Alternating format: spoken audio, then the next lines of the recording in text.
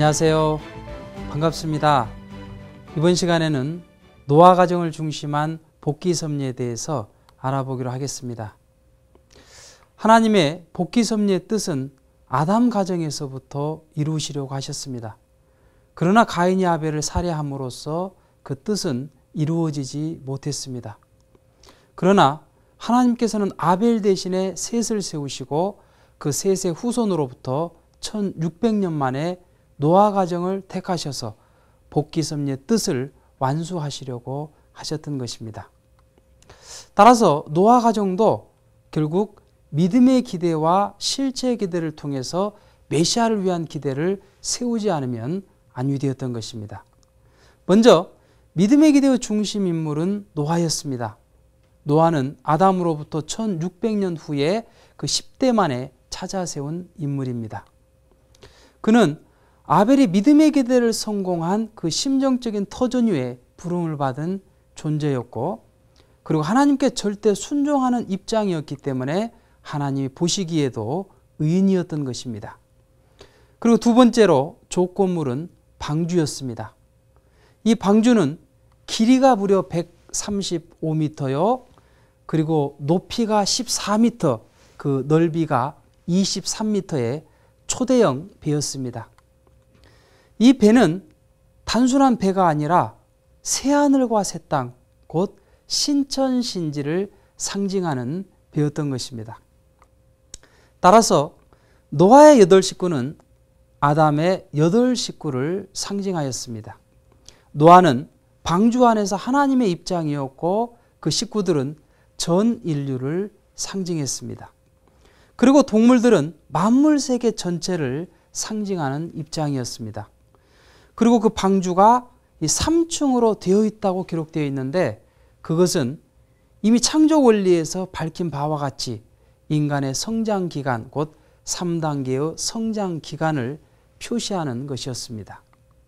지금도 터키 동북부에 가보게 되면 노아의 산이 있는데 그 산 정상 부근에는 방주가 안착한 것과 같은 그러한 자국이 남아 있습니다. 연구가들에 의하면 노아의 방주가 이런 모양이었을 것이다 라고 추측을 하기도 합니다. 어쨌든 이 노아는 핍박과 조소 가운데서도 120년 동안이나 절대신앙을 가지고 그 방주를 준비하고 설계하고 건축하는 데 성공을 하게 되었습니다. 그리고 탕감 기간으로는 40일 홍수 심판이었습니다.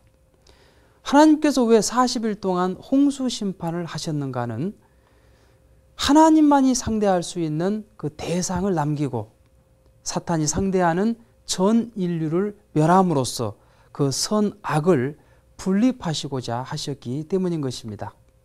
그리고 40수로서 탕감 기간을 세우신 것은 원래 아담 가정에서 하나님을 중심 삼고 이 사위 기대를 이루시려고 하셨는데, 그것을 이루지 못함으로써 다시 10대 만에 이 사위 기대를 이루려고 하셨기 때문에 그 40수를 중심 삼고 탕감 기간을 세우게 되었던 것입니다. 따라서 이 40수는 그 이후에 그 믿음의 기대를 복귀하기 위한 사탄 분립수가 되어왔던 것입니다. 모세 때에는 가나안 정탐 40일이 있었고 광야 40년 노정이 있었습니다. 그리고 예수님 때에도 금식 40일이 있었고 부활기간 40일 등이 있었던 것입니다. 이렇게 노아는 절대적인 믿음으로 40일 동안의 그 홍수 심판을 하늘 뜻맞게 세웠기 때문에 믿음의 기대를 이룰 수가 있었던 것입니다. 그 토대 위에 이제 실제 기대를 이루었어야 되는데, 노아를 중심 삼고 그 아들인 셈과 함이 각각 가인과 아벨의 입장에서 타락성을 벗기 위한 탕감 조건을 세움으로써 이 실제 기대는 이루어지게 되는 것입니다.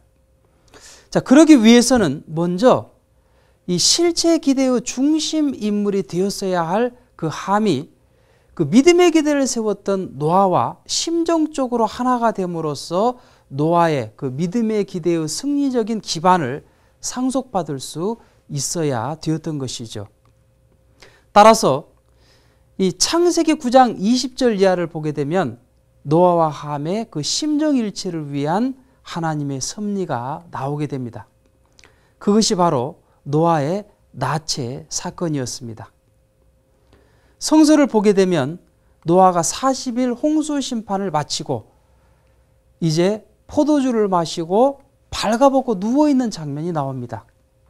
그때 함이 들어와서 노아의 하체를 보고 부끄럽게 여겨서 그 형제인 셈과 야벳을 선동해 가지고 그 하체를 가려주는 장면이 나오는 것입니다. 이때 노아가 깨어나 가지고 그 함에게 화를 내면서 너는 네 형제의 종의 종이 될 것이라고 저주하는 장면이 나오는 것입니다. 자, 이 사건은 하나님의 복귀 섭리의 내용을 알지 못하고서는 풀 수 없는 사건인 것입니다. 자, 이것은 홍수 심판 40일 이후의 모든 사실은 천지 창조 이후에 되어진 사실과도 같았습니다. 그리고 이 40일 심판 후에 노아의 입장은 천지 창조 후에 아담의 입장이기도 했던 것입니다. 원래 아담과 해와가 타락하기 전에는 나체로 있었어도 부끄러워하지 않았습니다. 그런데 아담 해와가 타락함으로써 부끄러워가지고 하체를 가리게 되었던 것이죠. 따라서 이 함을 중심 삼고 이 노아에 대해서 부끄러워하지 않음으로써 아버지에 대한 그 믿음을 회복함으로써 노아와 함이 심정적으로 일치되는 그러한 섭리를 이 노아의 나체 사건으로 하나님께서는 이루시려고 하셨던 것입니다. 그리고 그 터전 위에서 하나님께서 아담과 해와가 타락하지 않았을 때 그 나체의 모습을 보시고 기뻐하셨던 그 심정을 탕감 복귀하시려고 하셨던 것입니다. 그러나 이 함이 노아의 나체를 보고 부끄러워함으로써 죄가 되고 말았던 것입니다. 그 이유는 나체를 가리고 부끄러워한 그 행동은 타락 후에 아담 가정에서 부끄러워한 것을 다시 반복하는 그 행동이 되었기 때문에 사탄의 혈연적인 후손임을 증명한 결과가 되고 말았던 것입니다. 따라서 사탄이 침범할 수 있는 조건을 성립시킴으로써 그것이 죄가 되고 말았던 것입니다. 죄란 사탄과 상대 기준을 조성해서 사탄이 활동할 수 있는 조건을 제시함으로써 천법을 위반하게 되는 것을 의미하는 것입니다.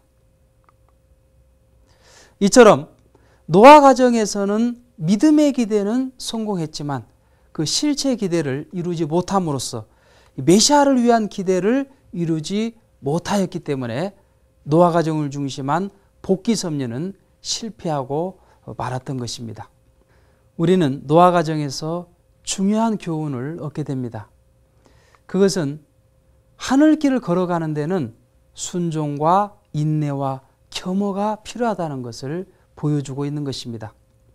하나님은 노아에게 산 꼭대기에다가 방주를 지으라고 그랬습니다. 그것에 대해서 이 노아는 절대적인 순종을 하였고 그리고 120년 동안이나 인내를 함으로써 그 방주를 짓는 것을 승리할 수가 있었습니다. 그리고 노아는 겸허한 마음으로 하늘의 그 뜻을 따랐던 것입니다.